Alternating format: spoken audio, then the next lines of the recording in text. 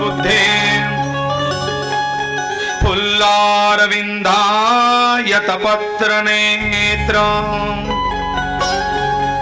येन त्वया भारततैलपूर्णा प्रज्वालितो ज्ञानमयप्रदीपाः मनोजवं मारुततुल्यवेगम् जितेन्द्रियं बुद्धिमतां वरिष्ठं वातात्मजं वानरयूथमुख्यं श्रीराधूतं शरणं प्रपद्ये। वचन ऐका कमलापती माझे रंकाचे विनंती कर जोडितो कथे काळी आपण असावे जवळी। शंकरं शंकराचार्यं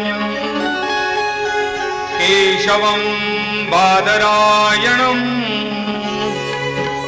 सूत्रभाष्यकरौ वन्दे भगवन्तः पुनः पुनः। आदिशक्ति जगदंबा माता तिने काळी तिने वेळी तिने लोकी आई अंबेचा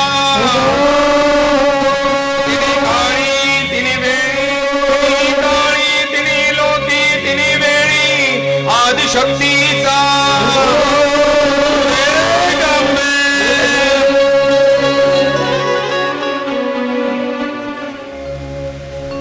कमल काकू कमलबाई लक्ष्मण शिरुडे यांच्या चतुर्थ पुण्यस्मरणानिमित्ताने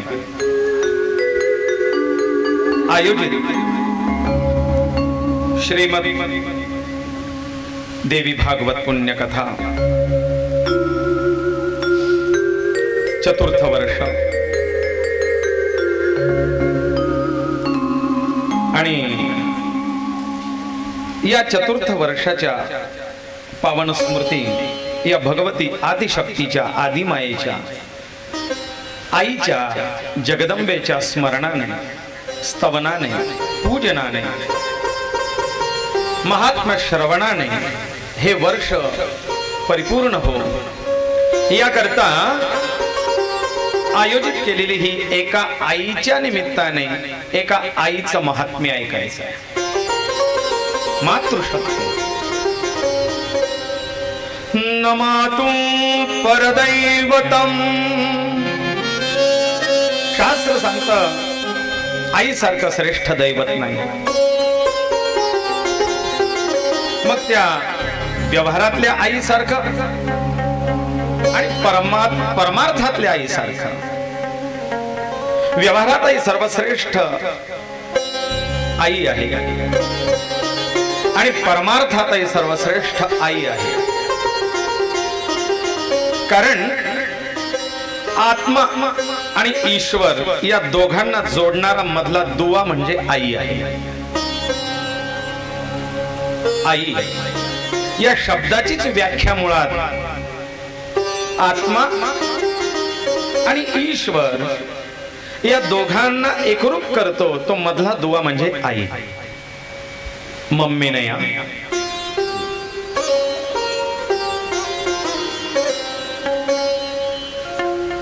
ह्यूमन सोल आत्मा याला मृतत्वाकडे नेणारा शब्द म्हणजे मम्मी। पण त्या शब्दात नवचन्य त्या नात्यात नवचैतन्य भरणारा शब्द गोडवा देणारा शब्द समाधान देणारा शब्द आनंद देणारा शब्द आल्हाद देणारा शब्द आई। आणि म्हणून ज्याच्यात ईश्वरही आहे आणि ज्याच्यात आत्मतत्वही आहे तो शब्द म्हणजे आई। आणि म्हणून एका आईच्या पुण्यस्मृती निमित्ताने एका आईचं महात्म्य श्रवण करणं. काय असते आई हे समजून घ्या. योगायोगाने हे वर्ष पहा असं चालत आलंय. कथा आदिशक्तीची, जगत जननी, जगाची माता, जगाची आई, तिचं महात्म्य ऐकायचं आहे. कशाच्या निमित्ताने? एक आई व्यवहारातून गेलीये म्हणून. आणि त्या आईचं महात्म्य सांगताना ती आई काय असते हे तुला कळायला हवं म्हणून कदाचित मागच्या वर्षी पण माझी आई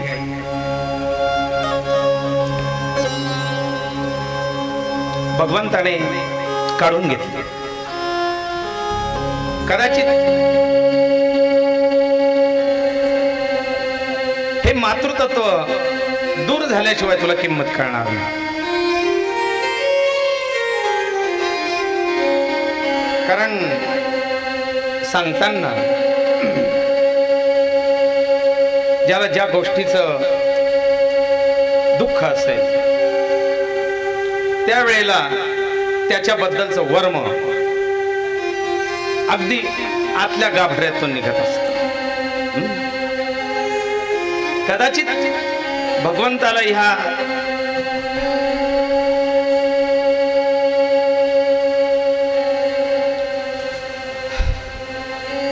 तीन कथा आवडल्या नसतील. तो मनापासून नाही सांगितल्या. त्याच वेळेला ठरलेली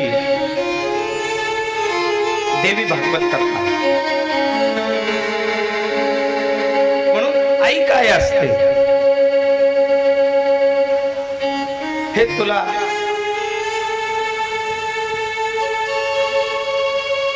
कळणार नाही.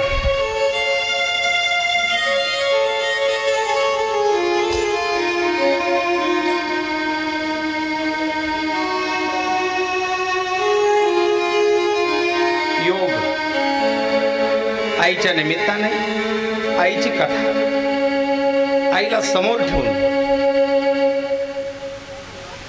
आज सगळं आहे.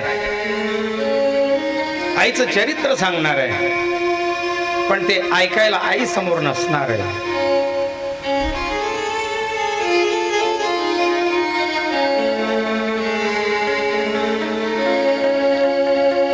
याला दैवी दुर्विलास म्हणावं, याला दुर्दैव म्हणावं.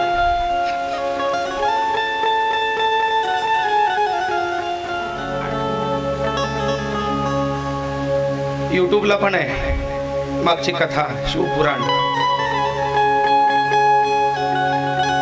शेवटचा दिवस हेमंत भाऊने कॅच केलाय तो प्रसंग. रोज प्रमाणे स्टेजवरती यायच्या आधी ती आई मला तिथपर्यंत भेटायला आली. हातात हात घेतला, गळ्याशी लावलं, मी नमस्कार केला आणि मग व्यासपीठावर आलो. कदाचित तिला कळून चुकलं होतं की पुढची तुझी कथा मी ऐकणार नाही. ती शेवटची भेट. त्या कथेनंतर 2-3 दिवसात द्वादशीलाच काय एकादशी दशमी आडवी गेली आणि द्वादशीलाच आठवलं. शिवपुराणाने मोक्ष दिला, द्वादशी सारखी श्रेष्ठ तिथी दिली, वैद्रुती सारखा पर्वकाल दिला आणि अधिक मासासारखा महिना दिला. म्हणून दुःखही आहे पण आनंदही आहे. चला, हे मातृतत्व कळावं याकरता हा सगळा प्रपंच आहे. भगवंताची खेळी निराळीच असते. त्याच्या मनात काय आहे तुम्ही आम्ही जाणू शकत नाही. आणि म्हणून त्या मातृतुल्य स्वर्गवासी कमल काकूंच्या चतुर्थ पुण्यस्मरणानिमित्ताने मागच्याच वर्षी नेमकं योगायोगाने अण्णांना विचारलं, गुरुजी पुढच्या वर्षाची कथा काय? म्हटलं अण्णा, विष्णू झाले, भागवत. कारण एक 2-3 वर्षापूर्वी आनंदच्या हातून एक महादेवाच्या मंदिराचा जीर्णोद्धार प्राणप्रतिष्ठा विधी संपन्न झाला. कळंबेश्वर महादेव. त्यावेळेलाही महादेवाची प्राणप्रतिष्ठा करताना आनंदने विचारला, गुरुजी कसं करायचं? म्हटलं अण्णा, पंचक्रोशीमध्ये पंचायतन देवता नाही आहे. 40गाव तालुका पूर्ण पिंजून काढा, पंचायतन शिवपंचायतन देवता कुठेच नाही. मी तर म्हणे जळगाव जिल्ह्यात आहे का नाही सांगता येत नाही. परिवार नाही म्हणत आहे, पंचायतन म्हणतो शब्द.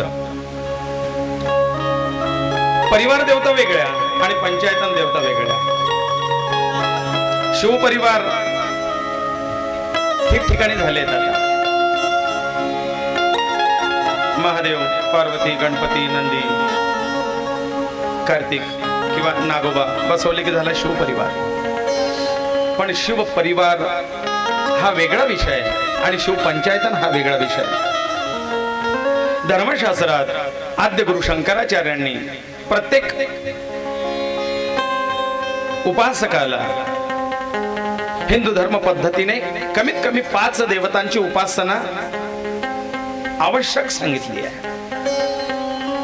मी मागे सुद्धा सांगितलं की आपल्याला त्या पंचायतन देवता 5 देवता माहिती आहेत, पण लग्नाच्या वेळेला देव घडवायला गेलो की सोनार दादा आमच्याकडे 5 देवता पूजा करा म्हणजे पूजाव्या लागतात. 5 देवतांची स्थापना आहे, मग 5 देव बनवावे लागतील. घडवून दे 5 देव. ते कोणते घडवायचे हेच माहिती नाही.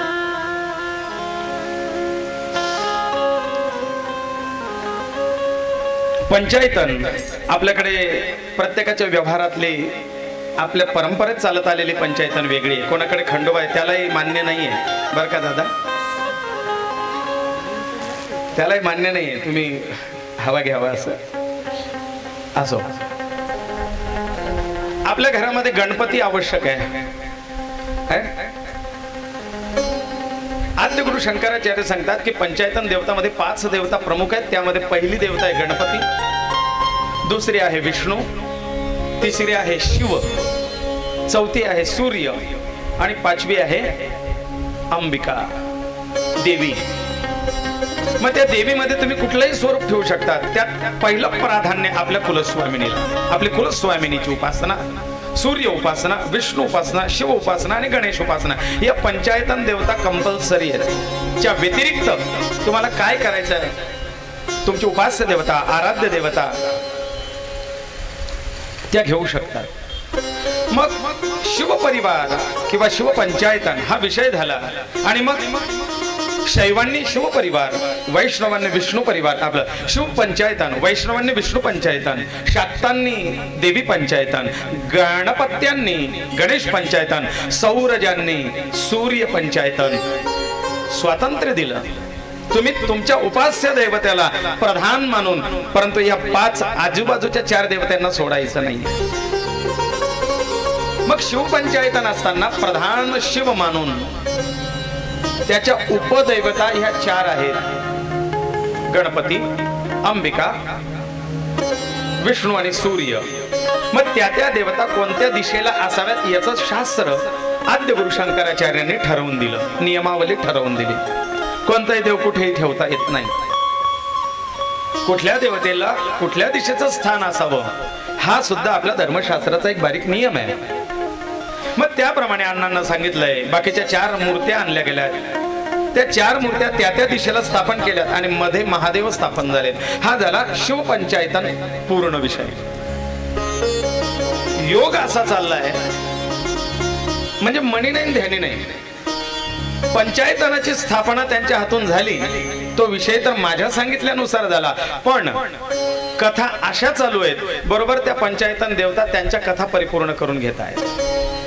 पहिली कथा झाली आपली श्रीमद भागवत कथा म्हणजे विष्णू.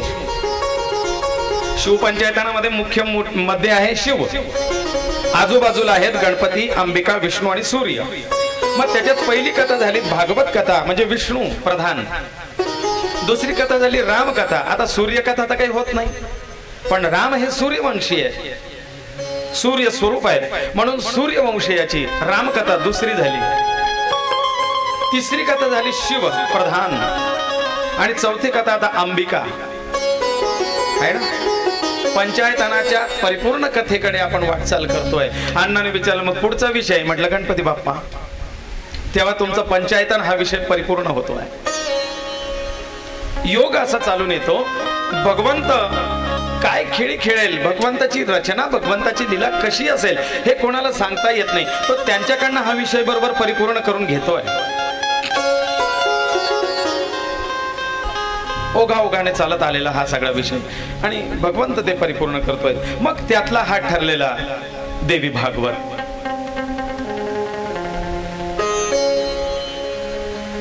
चौथा पुण्यस्मरण। नेहमीपेक्षा या वर्षाची कथा जरा थोडी लवकर ठेवलेली आहे। लवकर म्हणजे वेळ नाही, कारण काकूंचा पुण्यस्मरणाच्या दिवस पुढे, त्याच्या आधी काही दिवस आपण या वेळेला कथा ठेवलेली आहे। या कथेच्या शेवटच्या दिवशी अण्णांच्या वडिलांचं जगन्नाथ शेठ यांची पुण्यतिथी आहे ना, ती साध्य होते।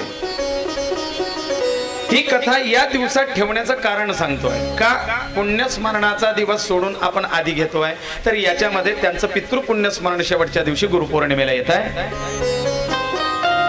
दुसरं कारण असं, आरंभ आजचा दिवस हा एका नवरात्रीचा दिवस आहे। आता एक नवरात्र सुरू आहे, जी तुम्हा आम्हाला बऱ्याच लोकांना या नवरात्री विषयी कल्पनाच नाही। आपल्याला फक्त एक नवरात्र, फार झाले तर दुसरी चैत्र नवरात्र माहिती असते, पण आता सुरू असलेलं देवीचं एक विशेष नवरात्र, याला गुप्त नवरात्र असं म्हणतात। आणि म्हणून या गुप्त नवरात्रीचं औचित्य, त्याच्यावरती आरंभ असावा आणि वडिलांच्या पितृपुण्यस्मृतीला शेवट व्हावा असा योग बरोबर हा काढला गेलेला आहे। कुठलीही गोष्ट निरर्थक निराकार नसते, असं हे श्रीमद देवी भागवत कथा, याला आपण आज आरंभ करत आहोत। पहिला दिवस आहे, आरंभाला थोडा उशीर झालाय।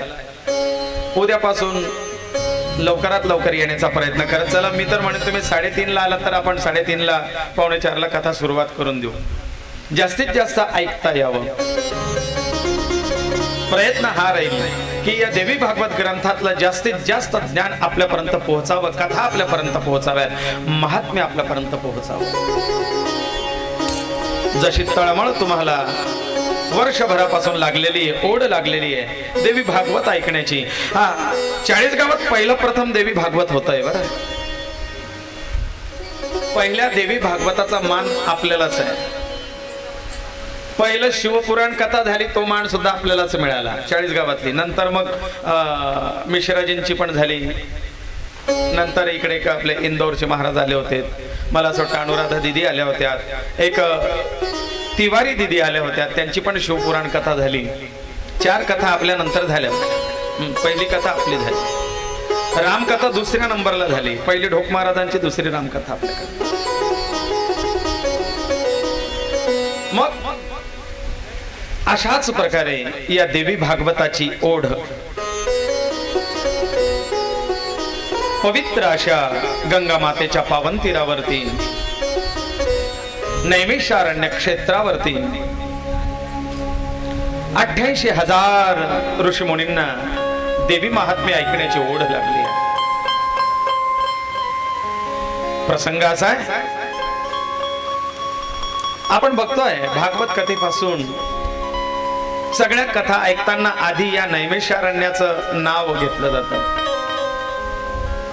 88,000 ऋषींचा उल्लेख येतो आणि कथा सांगताना सुत मुनींचा उल्लेख केला जातो, कारण हेच त्या ठिकाणले निश्चित असलेले व्यास आणि श्रोते आहेत। एक नव्हे, 2 नव्हे, वर्षानुवर्ष चालणार दीर्घ सत्र नावाचा यज्ञ हे ऋषीमुनी करतायत। 2-4, 8 दिवसात कथा ऐकून थकले नाहीत। अजूनही ते ऋषीमुनी या नैमिषारण्य क्षेत्रामध्ये कथा ऐकण्याकरता, कथा स्वादन रस लोलूपपणे कोणी वृक्षांचं रूप घेतलंय, कोणी पर्वताचं रूप घेतलंय, कोणी नद्या स्वरूपात आहेत आणि त्या नैमिषारण्यामध्ये अजूनही ज्या कथा होतात त्या ते श्रवण करत असतात। एवढे श्रवण तत्पर असणारे हे 88,000 ऋषी, त्यात प्रधान श्रोताय शौनक आणि वक्तायत सुत मुनी। शौनिकाधिकांनी अनेक कथा विचारल्यात, महाराज आम्हाला विष्णू चरित्र सांगा, शिवचरित्र सांगा। या कथा ऐकता ऐकता ऐकता त्यांनी सुत मुनींना प्रार्थना केली, मुनिवर भगवंताच्या अनेक लीलांचं गुणगौरव गुणगान आपण करत असतात, मनाला पवित्र आणि शांत करणारी एखादी कथा आम्हाला अशी सांगा जी फक्त मोक्षदायीनीच नव्हे पण प्रपंचातही सौख्यदायिनी असावी, जिच्या श्रवणाने प्रपंच सुख मिळावं आणि परमार्थिक सुद्धा आपलं स्थान निश्चित व्हावं। अशी काही कथा असेल तर आम्हाला सांगा। कुठल्या प्रभावाने, कुठल्या सामर्थ्याने देवता आपल्या भक्तांच्या कल्याणार्थ सदैव उपस्थित असतात, उभे असतात। देवतांच्याही मागे काहीतरी एखादं सामर्थ्य, एखादी शक्ती, एखादी बॅकिंग असेल ना। कोणाच्या सत्ते सूर्यासी चाललं नाही, वेदाला कोणाच्या सत्तेने बोलता येतात, सूर्य कोणाच्या सत्तेने चालतोय। अहो हे लता वृक्ष वेली पानं फुलं हे कोणाच्या शक्तीने हलतात, चालतात, डोलतात।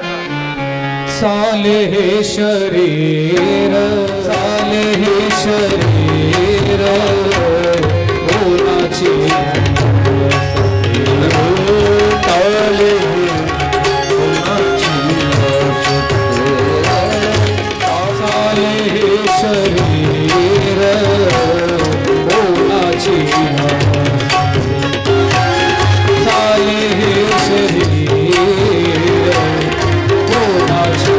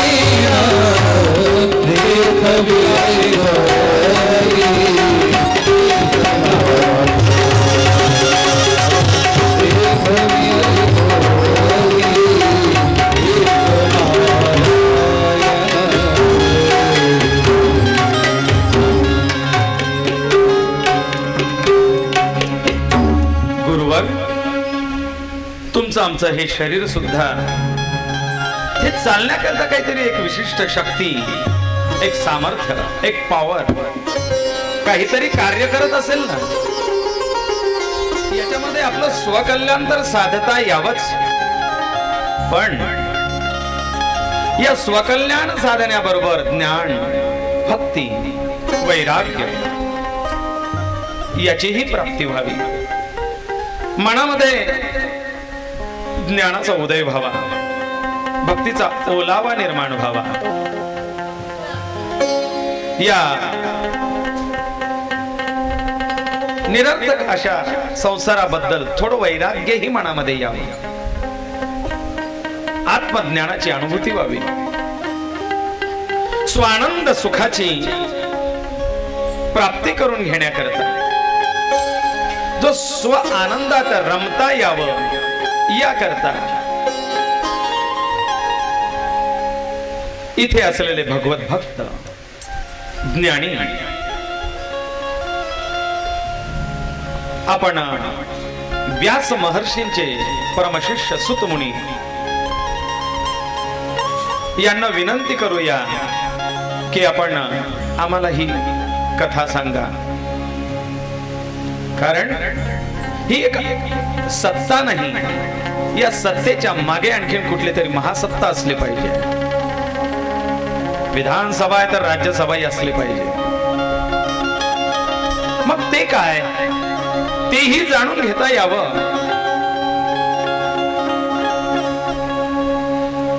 मग आम्हाला त्याबद्दल सांगा, याच्या पलीकडे काय, पलीकडे काय. नैमिषारण्यात त्या पुण्य पावन क्षेत्रावरती, गंगा मातेच्या पावन तीरावरती उपस्थित असलेले त्या 88,000 ऋषीमुनींमध्ये प्रमुख श्रोता व्यास महर्षींचे परमशिष्य महाभाग्यवान महन्मती रोमहर्षण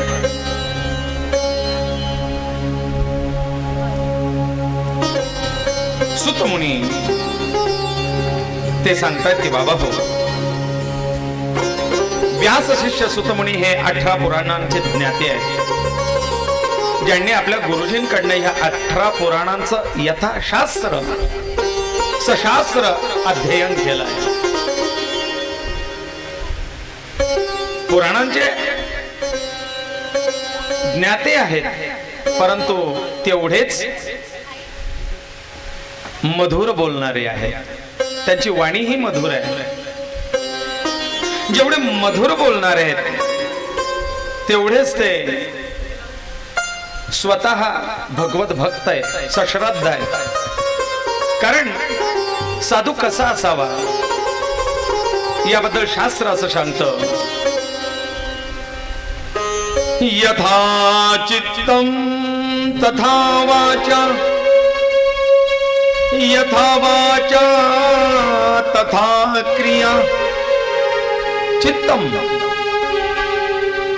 विचार बुद्धी, ज्याची जशी बुद्धी आहे तसं बोलणं असावं.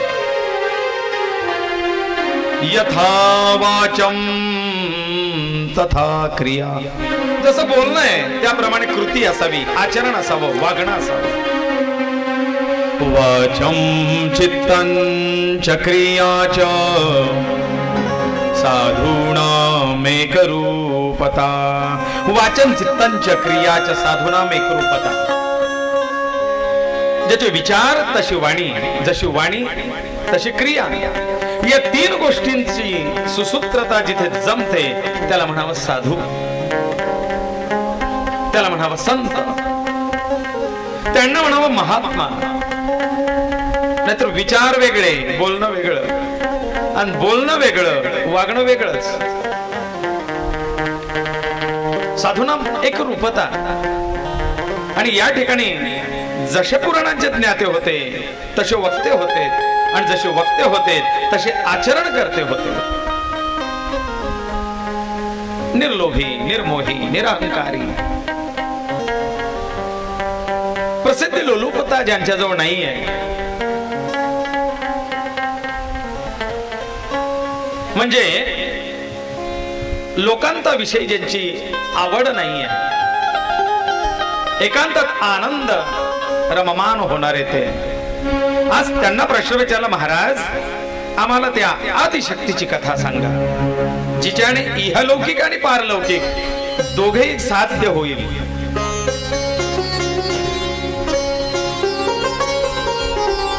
विनंती केली गेली. व्यासासनावरती ते बसलेत आणि सांगितलंय, ऋषी हो, आज तुमच्या या आग्रहास्तव मी तुम्हाला कथा सांगतो.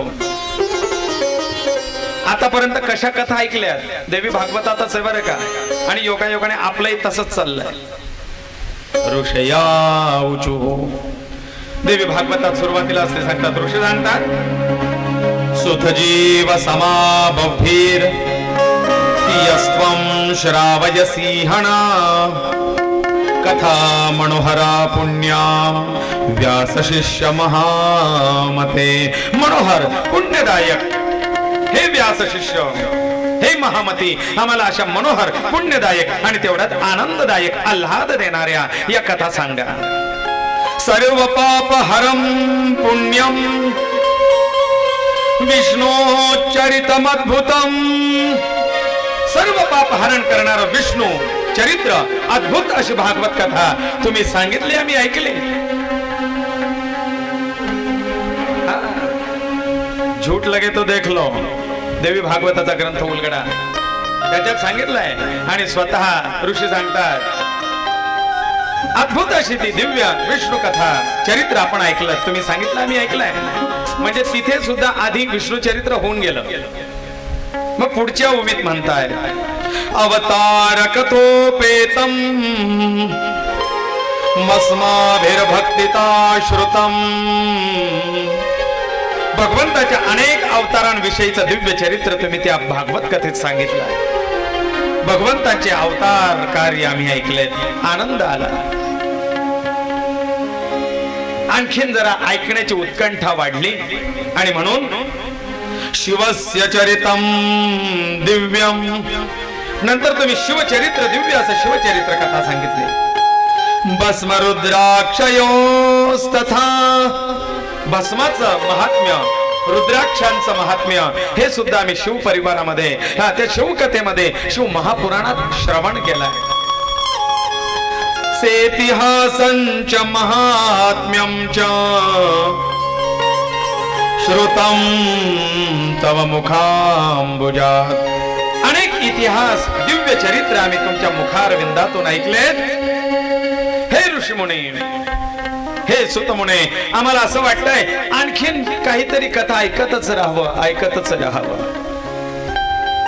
अधुना श्रोतृमिच्छामः, अधुना आणखीन श्रोतृमिच्छामः, श्रोतृम इच्छामः, अनेक आहेत ना, अनेक वचन. म्हणून आम्हा सगळ्यांना आणखीन ऐकण्याची इच्छा होते, आणखीन ऐकण्याची इच्छा होते. अधुना श्रोतृमिच्छामः पावनात् पावनं परम. या पावनात पावन, मंगलात मंगल अशा कथा तुम्ही आम्हाला सांगावं आणि आम्ही ऐकावं. भक्ती मुक्ती प्रदम नृणाम अनासायेन सर्वशः. अनासायाने भक्ती आणि मुक्ती दोघांची प्राप्ती व्हावी अशी कथा आणखीन ऐकण्याची इच्छा आहे. कशी? अनासायेन, कुठले सहाय्य करावेच लागू नये, कुठले कष्ट घ्यावेच लागू नये. अनासायेन आम्हाला भक्ती आणि मुक्ती प्राप्ती व्हावी अशी कथा आम्हाला ऐकवा. आम्हाला ऐकण्याची इच्छा होत आहे, उत्कंठा लागली, तळमळ लागली.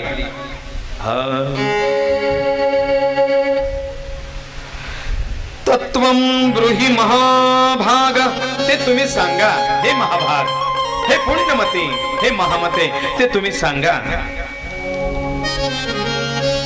कारण तुमच्यासारखी श्रेष्ठ आणि दिव्य कथा फक्त तुमचे गुरु सांगू शकतात, व्यास महर्षी. आणि म्हणून व्यास महर्षींचा कृपा आणि वरदहस्त तुमच्या मस्तकी आहे.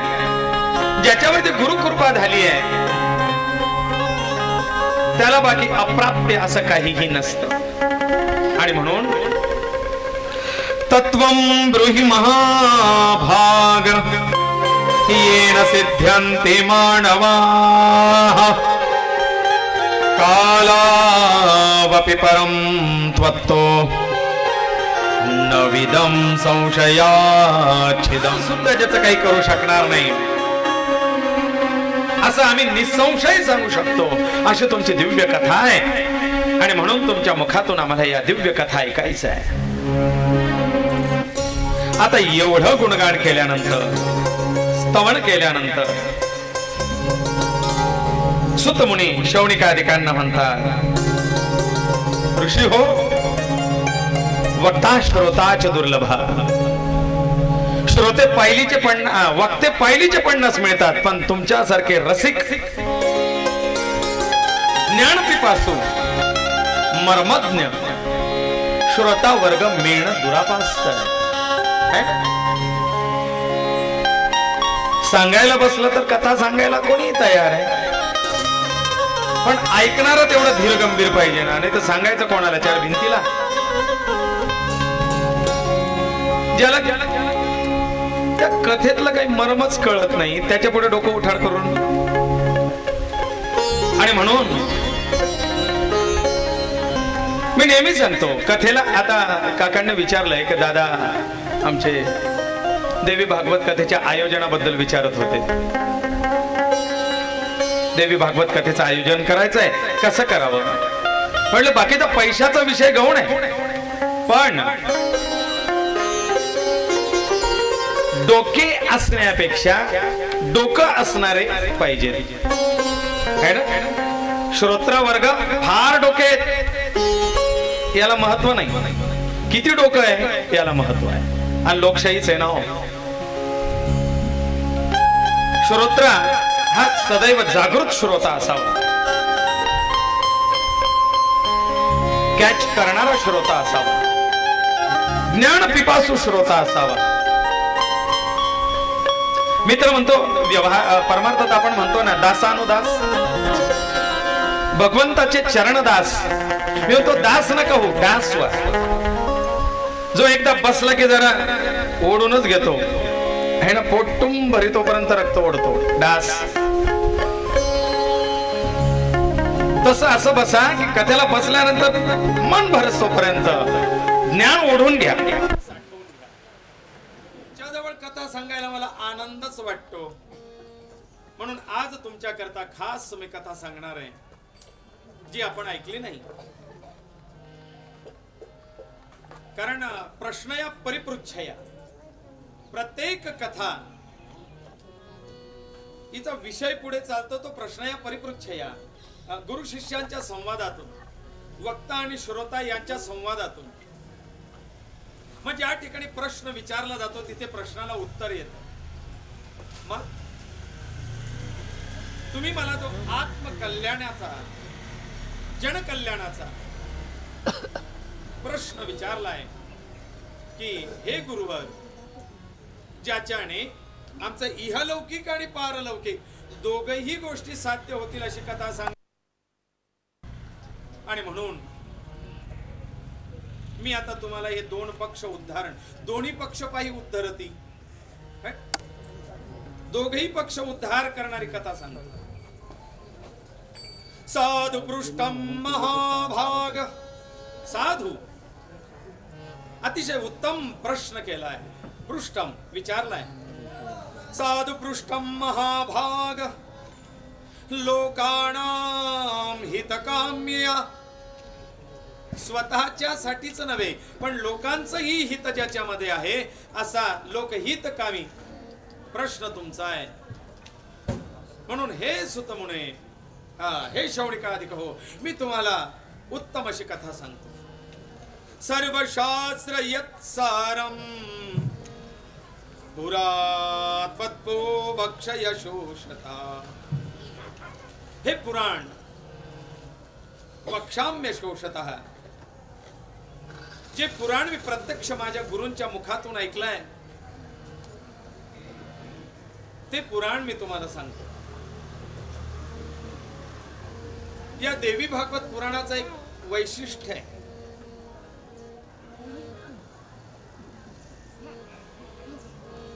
देवी भागवत एक विशेष वैशिष्ट्ययुक्त पुराण आहे.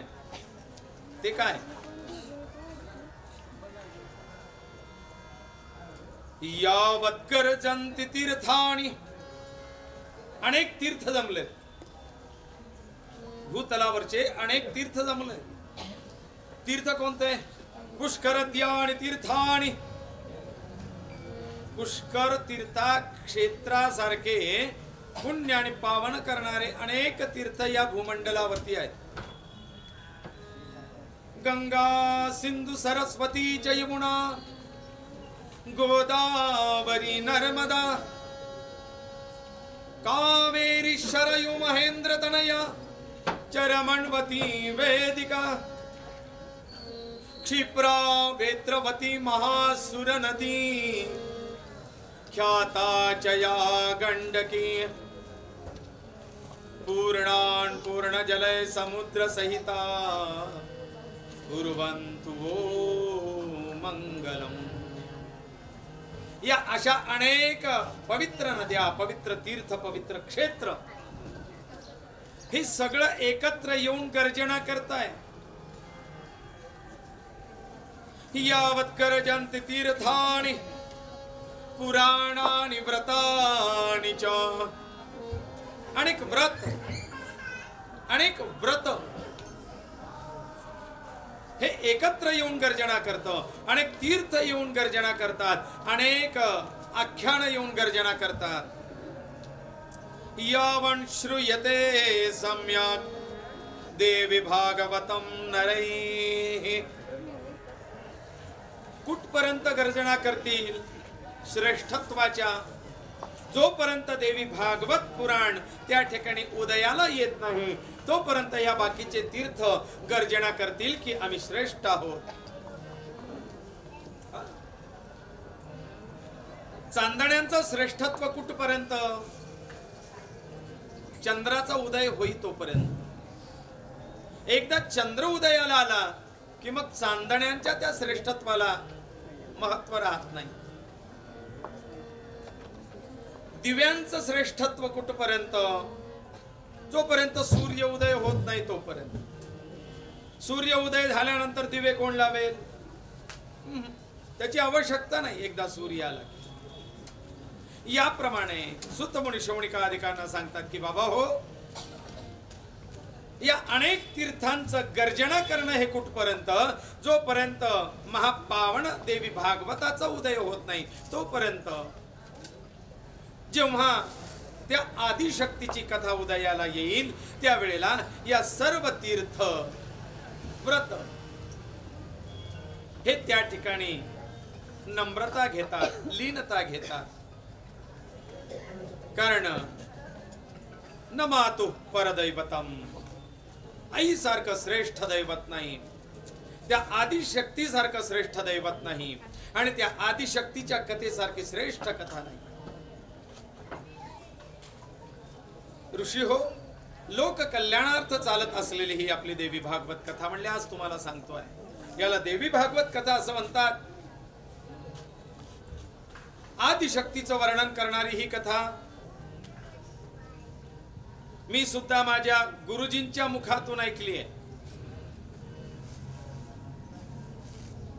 आणि तुमची श्रवणाची इच्छा पाहून मी ती आज प्रकट करतोय. हिचं वैशिष्ट्य एक असं सांगतो. वैशिष्ट्य असं आहे, बाकीचे सगळे पुराण महर्षी वेदव्यासांनी लिहिलेत, आणि आपल्या या 2 शिष्यांना शिकवलंय. महर्षी वेदव्यासांचे प्रमुख 2 शिष्य कोण? मागच्या कथेत ऐकलं असेल, आणखीन कुठे ऐकलं असेल. महर्षी वेदव्यासांचे प्रमुख 2 शिष्य ज्यांच्याकडे महर्षी वेदव्यासांचं सगळं ज्ञान, तो डाटा ट्रान्सफर झाला. एक महर्षी वेदव्यासांचा स्वतःचा पुत्र भगवान शुकदेव, साक्षात विष्णूचे अवतार शुकदेव, आणि दुसरे म्हणजे हे सुत मुनी, सगळ्या शिष्यांमध्ये पट्ट शिष्य, प्रमुख शिष्य. आणि मग या दोघांकडे या 17 पुराणांना व्यास महर्षींनी दोघांना सांगितलंय, आणि या दोघांनी त्यांचा प्रचार प्रसार केला. 17 पुराणांचा प्रचार प्रसार महर्षी वेदव्यासांनी शुकदेवांना आणि सुतमुनींना सांगितलंय, आणि मग सुतमुनी आणि शुकदेवांच्या मार्फत या पुराणांचा प्रचार प्रसार झाला. राजा परीक्षितीला भागवत कोणी सांगितला? शुकदेव. स्वतः वेदव्यास सांगतायत का? नाही. शिवपुराण सुतमुनी सांगतायत. तिकडे अनेक वाल्मिकींनी लिहिलंय, कुठे काकभूषुंडी सांगतायत. परंतु प्रमुख या ठिकाणी व्यास महर्षींचे शिष्य, आणि मग ती शिष्य परंपरा पुढे चालत आहे. व्यास महर्षींनी ग्रंथ निर्मिती केली, पण ग्रंथ प्रस्तुती केली नाही. प्रेझेंटेशन व्यास महर्षींचं नाही, ते फक्त ग्रंथ करताय. परंतु या सगळ्या 18 पुराणांपैकी महर्षी वेद व्यासांना आवडलेलं पुराण देवी भागवत पुराण आहे आणि कठीण असलेलं पुराण देवी भागवत पुराण आहे.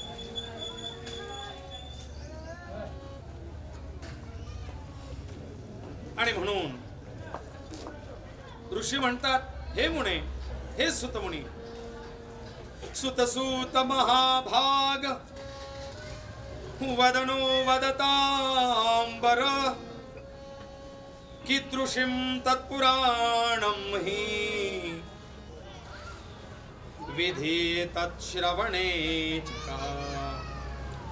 हे पुराण नेमकं कसं आहे, कशाबद्दल आहे, या पुराणात नेमकं काय प्रतिपादित आहे, याच्या श्रवणाचा विधी कसा, हे संपूर्ण आम्हाला आद्यंत निरूपण करा. म्हणजे सुरुवातीपासून शेवटपर्यंत सांगा, साद्यंत निरूपण. सुतजी सांगतात की बाबा हो, देवी भागवतम तत्र पुराणं भोगमोक्षदं स्वयं तु श्रावयामास जनमे जय भूपतिम्.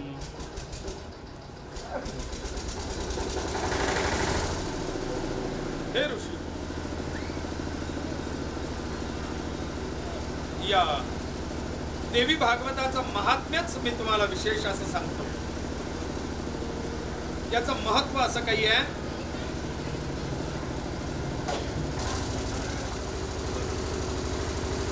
देवी भागवतम जनमे जय भूपतिम्. हे स्वतः महर्षी वेद व्यास ऋषींनी आपल्या मुखाने सांगितलेलं पुराण आहे. 18 पुराणांपैकी एकमेव पुराण आणि एकमेवा द्वितीय पुराण एकच सांगितलं. याच्यानंतर पुन्हा दुसरं पुराण महर्षी वेदव्यास ऋषींनी स्वतः सांगितलेलं नाही आणि याच्या आधी पण सांगितलेलं नाही. हे एकमेव पुराण असं आहे जे स्वतः महर्षी वेदव्यास ऋषींनी सांगितलं आहे. आणि आम्ही सुद्धा ते ऐकलं तर स्वतः गुरुजींच्या मुखातून ऐकलं, जेव्हा गुरुजी राजा जनमेजयाला हे देवी भागवत कथा सांगत होते त्यावेळेला. इतर वेळेला डायरेक्ट कनेक्टिंग आमच्याशी होती, पण आता देवी भागवताच्या वेळेला गुरुजींची कनेक्टिंग राजा जनमेजयाकडे आणि नंतर जनमेजयाला ऐकवता ऐकवता आम्हाला ऐकायला मिळाली. म्हणजे या भागवत कथेचं विशेषत्व हे आहे की स्वतः महर्षी वेदव्यास ऋषींनी सांगितलेली भागवत कथा आहे देवी भागवत. देवी भागवतम तत्र पुराणं भोगमोक्षदं स्वयं तु श्रावयामास जनमे जय भूपतिम्. अष्टादश पुराणानां 18 पुराणांमध्ये मध्ये सर्वोत्तमं परम सर्वोत्तम आहे आणि माझ्या गुरुजींना आवडलेलं पुराण आहे देवी भागवतम नाम धर्म कामार्थ मोक्षदम. धर्म, अर्थ, काम आणि मोक्ष चतुर्विध पुरुषार्थांची प्राप्ती करून देणार आहे देवी भागवत पुराण आहे. ये श्रवन्ति नरा भक्त्या येन तेषां दुर्गति क्वचित्. जे हे देवी भागवत कथा ऐकतील, वाचन करतील, ते न तेषां दुर्गतिं क्वचित्. त्यांना दुर्गती कधी प्राप्त होणार नाही, त्यांची दुर्गती होणार नाही. का? कारण ती आदिशक्ती ही दुर्गती नाशिनी आहे. आणि म्हणून सर्व यज्ञेषु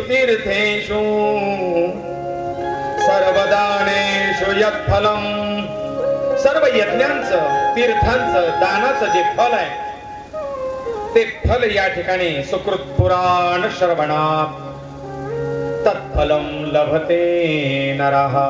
आणि या पुराण श्रवणाने सर्व तीर्थांचं फल प्राप्त होईल, दानाचं फल प्राप्त होईल, यज्ञाचं फल प्राप्त होईल. अशी ही दिव्य देवी भागवत कथा आहे. 18 पुराणांमध्ये श्रेष्ठ पुराण कथा आहे. असं महात्म्य सुत मुनी शौनिकादिकांना सांगतायत. म्हणले बघा, तुम्ही विचारलं ना याचा नियम कसा आहे, केव्हा करायची देवी भागवत कथा, तर ऐका. या देवी भागवत कथेसाठी खास मुहूर्त सांगतो. कोणता आहे? मासानां नियमो नात्र. अहो, महिन्याचा नियमच नाही याला, कुठल्या महिन्यात करावी असा नियम नाही. मासानां नियमो नात्र दिनानां नियमोऽपि न. दिवसाचा सुद्धा नियम नाही, महिन्याचा सुद्धा नियम नाही. सदा सेव्य सदा सेव्य, सदा सेवन करत रहा, सदा सेवन करत रहा. जेव्हा संधी मिळेल तेव्हा सेवन करा, जेव्हा संधी मिळेल तेव्हा श्रवण करा. सदा सेव्य सदा सेव्या देवी भागवतम नरैः. श्रीमद देवी भागवत कथा हिचं सदैव श्रवण करा. जेव्हा वेळ मिळेल, जेव्हा संधी मिळेल तेव्हा श्रवण करा. अंतःकरण असता पवित्र, सदा वाचावे सद्ग्रंथ. ज्या वेळेला आपलं अंतःकरण पवित्र असेल त्या वेळेला सद्ग्रंथ ऐकावे, श्रवण करावे, वाचावे. इच्छा झाली त्यावेळेला ग्रंथ काढावा आणि काहीतरी 2 ओव्या वाचाव्या, 2 ओळी वाचाव्यात, 2 श्लोक वाचावेत, 2 पॅरेग्राफ वाचावेत. सदा सेव्या सदा सेव्या देवी भागवतम नरैः. या देवी भागवताचा तर सदैव रसपान करावं. चहा घ्यायला वेळ लागतो का? जेव्हा दिलं तेव्हा यूज द्या. एखाद्याला अंतरून टाकल्यानंतर झोपता झोपता विचारला, अहो चहा घेणार का? मग चहाला कोणी नाही म्हणत. जसं तुम्ही चहाला कंटाळत नाही ना, तसं या भगवत चरित्र श्रवणाला न कंटाळता संधी मिळेल तेव्हा ऐका. कोणी श्रवण करावं याबद्दल शौनिकादिक ऋषी विचारतात. कोणी श्रवण करावं? श्रोता कसा असावा? उपसर्ग भयं घोरम महाभारी समुद्भवम उत्पातानखिलं चापि हंती श्रवण मात्रतः. अरे, या देवी भागवताच्या श्रवणाने महा उत्पात सुद्धा शांत होता. मोठमोठाले उत्पात शांत होता. काल प्रायश्चित्त विधान झालं. कालचा एक विधी झाला ज्याची व्हिडिओ क्लिप ठेवली होती आम्ही स्टेटसला, एक रील. कालच्या विधीचं नाव आहे प्रायश्चित्त विधान. माझ्या हातून कळत न कळत, भुक्ता भुक्त, पिता पित, स्पर्शा स्पर्श, गमनागमन, नृतानृत भाषण, लघुपातक, महापातक, पातक, उपपातकानाम निरसार्थ. म्हणजे कळत न कळत घडलेली पाप, दोष, चुका या दूर होऊन माझ्या ठिकाणी त्या पापांच्या आश्रयाने आलेलं मालिन्य, दैन्य दूर व्हावं. आणि मग माझी देहशुद्धी, चित्तशुद्धी, अंतःकरण शुद्धी, वाचा शुद्धी, बुद्ध शुद्धी व्हावी. बुद्धीची शुद्धी व्हावी, वित्ताची शुद्धी व्हावी, धनाची शुद्धी व्हावी, कुळाची शुद्धी व्हावी. या करता मी घडलेल्या पापांचं परिमार्जन व्हावं म्हणून त्याची स्वीकृती करतो. आणि या पुढे माझ्या हातून पाप घडू नये याचा परिपूर्ण प्रयत्न करतो.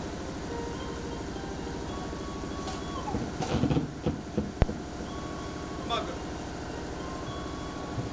त्या पाप परिमार्जनासाठी केला जाणारा हा विधी ज्याला प्रायश्चित्त विधान असं म्हणतात. आणि हे प्रायश्चित्त विधान काल केलं गेलं. हेमाद्रिप्रोक्त प्रायश्चित्त संकल्प दीर्घ संकल्प केला गेला. देह शुद्धीसाठी पंचगव्य प्राशन, गाईचं शेण, गाईचं गोमूत्र, गाईचं दूध, गाईचं दही, गाईचं तूप या 5 गोष्टी अभिमंत्रित करून एकत्र करून ते प्राशन केलं गेलं. यत् त्वगस्ति गतं पापं देहि तिष्ठति मामके प्राशनात् पंचगव्यस्य दहत्यग्निर्वेन्धनम्. ज्याप्रमाणे गवताच्या गंजीला, गवताच्या ढिगाला अग्नीची एक ठिणगी लागली तरी ती त्याला जळून भस्म करते, त्याप्रमाणे माझ्या अंतःकरणामध्ये असलेले पाप, दोष, दैन्य, मालिन्य हे जळून भस्म व्हावं आणि माझं शरीर शुद्ध व्हावं, मन पवित्र व्हावं, अंतःकरण शुद्ध व्हावं याकरता हे पंचगव्य मी प्राशन करतोय असा संकल्प केला गेला. या 5 गोष्टी एकत्र करून अभिमंत्रित करून प्राशन केलं गेलं. या 5ही वस्तूंनी स्नान केलं गेलं. शेणाने स्नान, शेण लावून बरं का, गोमूत्राने स्नान, दुधाने स्नान, दह्याने स्नान, तुपाने स्नान, मधाने स्नान, भस्माने स्नान, मातीने स्नान, हिरण्य म्हणजे सोन्याने